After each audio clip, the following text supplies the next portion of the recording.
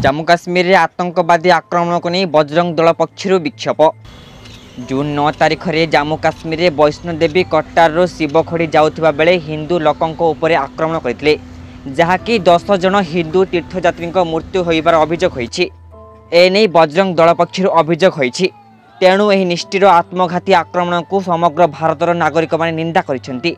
सेहीपरि बजरंग दल तरफ बालेश्वर जिलापाल जरिया एक दाबीपत्र महामहिम राष्ट्रपति को देइछंती। न्याय अपेक्षा बालेश्वर बजरंग दलर कर्मकर्ता परिषद बजरंग दल तरफ आज सारा भारत वर्ष रे गोटे मेमोरियल दिया होची। बहुत बड़ दुखद कथा जो आज आमर हिंदू माने जो वैष्णव देवी बुढ़ा अमरनाथ जो दुस्साहसिक साहस जो यात्रा करुचंती से हिंदू माने बहुत संख्यार यात्रा करुचंती। ये जो हिंदूंकर जो यात्रा रे माने विरोध करिया पई ये जो आपणकर पाकिस्तान पालित आतंकवाद से माने हिंदू मानकू माने निहत करुचंती, जो बर्बरत कांड करुचंती। ये बहुत दुखनीय कथा।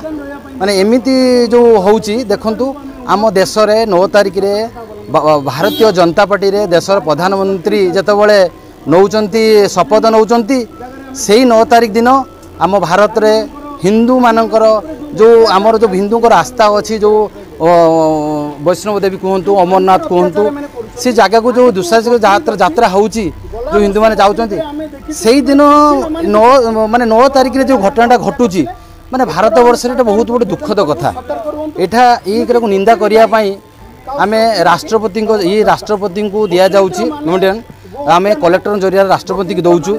आ एटा आमे अनुरोध करा होउची देखंतु 370 काश्मीर रे हटिला 370 किंतु 370 बाद भी आतंकवादी माने जीवित अछंती जे से माने भाबुचंती हिंदू 5 पाद तळु को जाइचंती किंतु से माने को भाबिबा बहुत भूल। किंतु आमे 5 पाद आगु को जाइचे आरो पूरा संपूर्ण पदक्षेप नेबे राष्ट्रपति को आमे एटा अनुरोध करूछु। कटरा ठारे जो आतंकवादी हमला है आतंकवादी गुड़ी वर्षण कले हिंदू मान हिंदू बस उपरे यार दृढ़ कार्यानुष्ठान पाई आमे आज सरकार को दरखास्त करने आसचु।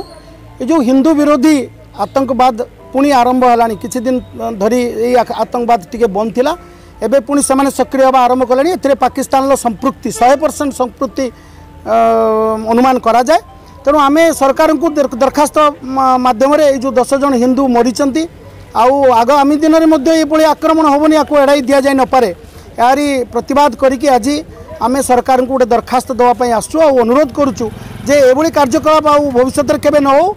और जो मैंने करिचंती कार्यकलाप रे जो संस्था बा जो ऑर्गेनाइजेशन एथरे इन्वॉल्व अच्छी जो मैंने संपृक्ति अच्छी से कठोर कार्यानुष्ठान सरकार तरफ दिया जाऊ एवं आगामी दिन में सतर्क रही अनुरोध करुचु जे जेपरि हिंदू मान उपरे जो आक्रोश रखिकी आक्रमण कराउची आतंकवादी हमला कराउची ए सब आउ जेमिति न हो सेति प्रति जी सतर्कता अवलंबन करने कथा सरकार अवलंबन करंतु यह आम तरफ अनुरोध करने आज सरकार जिलापाल जरिया सरकार को अनुरोध।